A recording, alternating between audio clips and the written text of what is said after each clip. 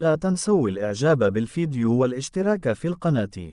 نفى الوزير المنتدب لدى رئيس الحكومة المكلف بالعلاقات مع البرلمان الناطق الرسمي باسم الحكومة مصطفى بيتاس أن تكون الحكومة تخلت عن المنخرطين في نظام رميد عند إحداث السجل الاجتماعي الموحد، مشيرا أن الحكومة وفرت إمكانيات كبيرة أمام الذين كانوا يستفيدون من نظام رميد للالتحاق بالصندوق الوطني للضمان الاجتماعي.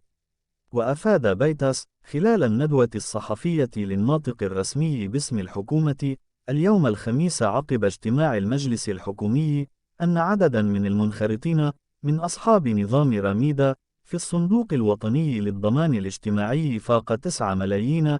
كما كشف بيتاس عن ملفات الأمراض المزمنة والمكلفة التي تقدم بها المنخرطون من هذه الفئة، حيث بلغت 47 ألفا، بالإضافة إلى أن 54 ألف حالة تم التكفل بها بغلاف مالي يقدر ب 841 مليون درهم. لا تنسوا الإعجاب بالفيديو والاشتراك في القناة.